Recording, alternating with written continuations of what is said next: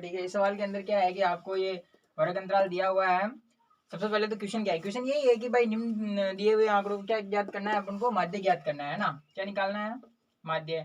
ठीक है, अब माध्य अगर वो ऐसे होता, कैसे वाला कि जैसे कि 2 3 4 6 5 8 10, लीजिए भाई इनका माध्य निकालिए, तो आप कैसे करते हैं, आप इन सबको जोड़ देते, क्या करते हैं आप सब इनको जोड़ देते हैं, और जोड़ने के बाद में कितनी संख्या है, 1 2 3 4 5 6 7, तो 7 का भाग दे देते। लेकिन अब यहाँ पर क्या करें, यहाँ तो वर्ग अंतराल वाला दिया गया है ना, जब वर्ग अंतराल वाला दिया गया है तो तब क्या करते हैं वो देखें। ठीक है, सबसे पहले चाहे माध्य हो, चाहे माध्यक हो, चाहे बहुलक हो, सॉरी बहुलक में नहीं निकालते, बाकी माध्य या माध्यक, अच्छे से सुनो, माध्य या माध्यक दोनों के अंदर क्या करते हैं, जो ये वर्ग अंतराल है ना, इसका हम मध्य मान निकालते हैं, क्या निकालते हैं, मध्य मान। ठीक है, उसको किससे प्रदर्शित करते हैं, उसको करते हैं हम एक्स आई से, किससे, एक्स आई से। ठीक है, तो अब मध्यमान कैसे निकलेगा, मध्यमान का सिंपल तरीका है, क्या है, बिल्कुल सिंपल तरीका, सबसे सिंपल तरीका, जोड़ करनी है, क्या करनी है आपको, जोड़ करनी है। और मेरे भाई जोड़ कैसे करनी है वो इधर देख ले, 0 से 2 है ना, तो 0 और 2 को जोड़ना है, जो पहला मान है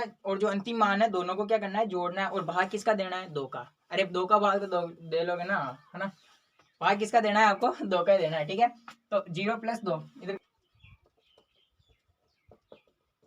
सबसे पहला स्टेप क्या है कि हमको इनको जोड़ना है और 2 का भाग देना है, सब में करना है, सब में, टोटल सवाल इस संसार में चाहे कौन सा भी सवाल आए, अगर आपको वर्ग अंतराल दिख जाए तो दोनों को जोड़ के और भाग दे दो, किसका, 2 का। ठीक है, तो 0 + 2 भाग किसका देना है, 2 का। 0 + 2 कितने होते हैं, 2, 2 का भाग दोगे तो कितना आया, 1, कितना आया, 1, 1 क्या है, इसका मध्य मान है। ठीक है, उसके बाद में देखो दूसरा क्या है, कहा ना, दोनों को जोड़ के 2 का भाग दे दो, तो पहले क्या है 2, सेकंड क्या है 4, तो 2 + 4 भाग कितने का देना है, 2 का, हमेशा देना है 2 का, चाहे ये क्वेश्चन हो चाहे कौन सा भी क्वेश्चन हो, हमेशा 2 का ही भाग देना है, और दोनों को जोड़ करके 2 का भाग देना है। ठीक है, तो 4 और 2 कितने हुए, 6, भाग कितने का दे रहे, 2 का, तो कितना हुआ, 3। ठीक है, मध्यमान कितना है, 3। ओके, उसके बाद में देखो तीसरा पॉइंट, 4 और 6 को जोड़ो, 4 + 6 बटेवा 2, 6 और 6 कितने हुए, 10, 2 का भाग दिया तो कितना है, 5। ठीक है, अब थोड़ा डायरेक्ट कर लेते हैं, बड़ी क्लास में है तो 8 से कितने होते हैं, 14, 14 में 2 का भाग दिया तो 7, 8 और 10 कितने होते हैं, 18, 18 में 2 का भाग दिया तो 9, 10 और 12 कितने होते हैं, 22, 22 में 2 का भाग दिया तो 11, 12 और 14 कितने होते हैं, 26, 26 में 2 का भाग दिया तो 13। ये क्या आ गए, मध्यमान। इतना तो कर ही लोगे ना भाई, देखो क्या करना है, क्या कुछ याद करना पड़ेगा, नहीं करना पड़ा, देखो सवाल देखा, ठीक है, ये मध्यमान दिख गया, हाँ भाई माध्य याद करना है, तो इनको जोड़ के इतना सिंपल तो मेरे हिसाब से कर ही लोगे। ठीक है ना, अब उसके बाद में गणित के अंदर सबसे बड़ी बात ये होती है कि आपको चीजों को रटना नहीं पड़ता है, नहीं आपको याद करना पड़ता है। गणित के अंदर आपको जो है ना सीधी सीधी चीजें दिखी हुई रहती है, बस आपको उनको जज करना होता है कि हमें क्या करना है क्या नहीं करना है। अब देखो स्टेप सेकंड है ना,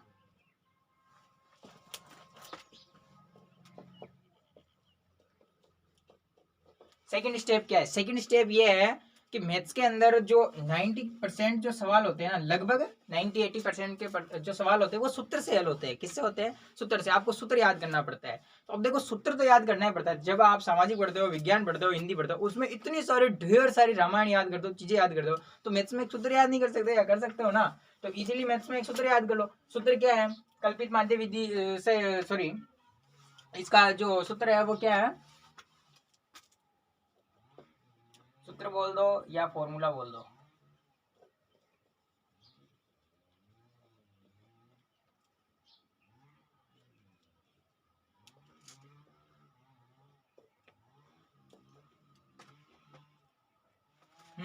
सूत्र होता है सिग्मा एफ आई एक्स आई।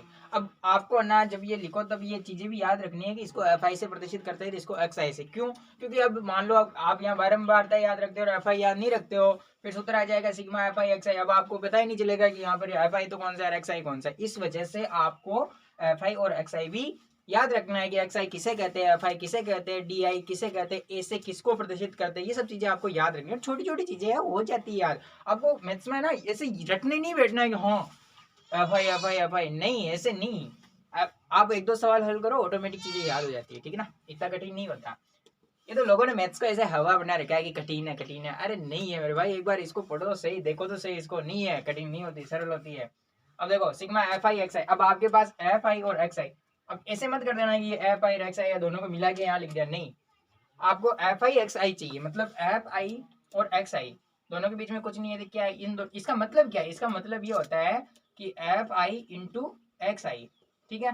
अगर मान लो मैं आपको कह दूं कि ए का मान कितना है 2, बी का मान कितना है 3, मैं कह दूं कि आप ए इंटू बी का मान मुझे बताओ, तो आप क्या करोगे, ए का मान 2 है यहाँ रखोगे, गुणा लगाओगे, बी का मान कितना है 3 यहाँ रखोगे, कितना हुआ 3 दूनी 6। इतना समझ में आ रहा है ना।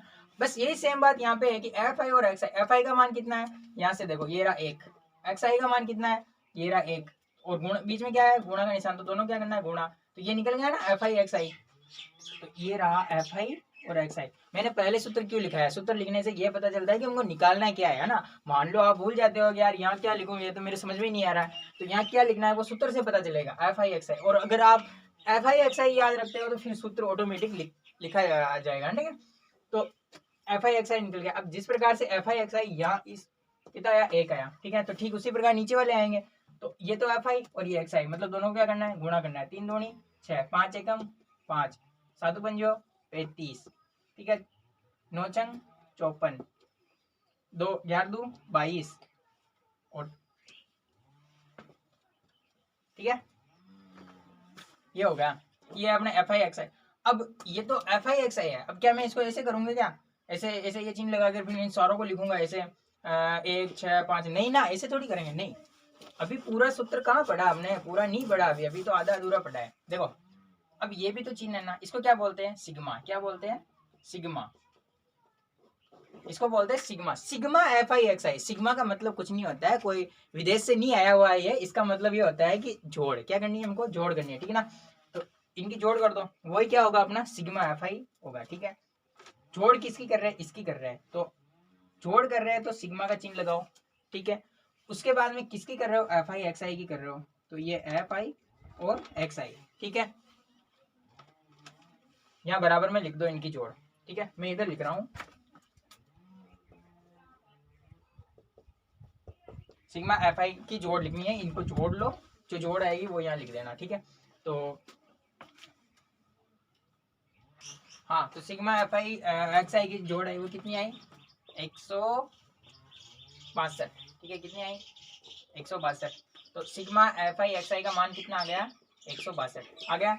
अब हमको क्या निकालना है सिग्मा एफ आई, सिग्मा का मतलब क्या होता है जोड़ होता है, जोड़ किसकी करनी है एफ आई की करनी है, ठीक है। तो ये रहा एफ आई, सिग्मा का मतलब इसकी जोड़ कर दो, तो ये सिग्मा एफ आई, समझ गए ना बात को, समझ तो रहे हो ना, ठीक है। तो 2 और 1 3 और 4 9 15 17 और 20, जोड़ कितनी आई 20, ठीक है।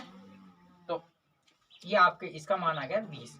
अब मेरे भाई सूत्र में सिर्फ मान रखना है, इसके अलावा क्या करना है, कुछ नहीं करना है। आप लिखोगे माध्य, इसको एक्स से प्रतिष्ठित करते हैं बराबर सिग्मा एफ आई एक्स आई का मान कितना हुआ 162, कैसे निकाला वो मैं समझा चुका हूँ, ठीक है। उसके बाद में सिग्मा एफ आई का मान कितना है 20, ठीक है। अब क्या करना है, अब तो पहली क्लास वाला काम करना है, जोड़ बाकी करना है, ठीक है ना। तो भाग दे दो, 20 का भाग 162 में दे दो, कितनी बार जाएगा 8 बार, कितनी बार 8 बार, ठीक है। 8 बार गया तो 160, 2 बचा 20,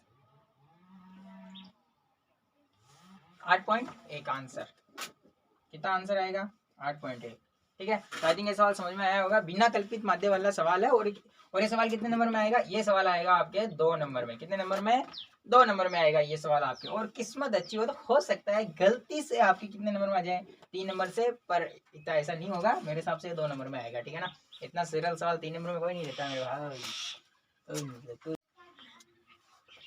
मिलते हैं नेक्स्ट वीडियो में, ठीक है, तब तक के लिए जय हिंद। और सवाल आपको समझ में आया या नहीं आया ये आपको कमेंट करके जरूर बताना है, ठीक है ना। इससे क्या होता है देखो, आप लाइक शेयर करते हो सब्सक्राइब करते हो वो बात अलग है, लेकिन आपको मतलब रेस्पॉन्ड जरूर देना है, ठीक है ना। आपको जिसको हिंदी में बोलते हैं अनुक्रिया, अनुक्रिया आपको जरूर देनी है। उससे क्या है कि हम लोगों को पता चलता है कि क्या मेरा जो पढ़ाया हुआ है वो किसी के समझ में भी आ रहा है या ऐसे ही चल रहा है, ठीक है ना।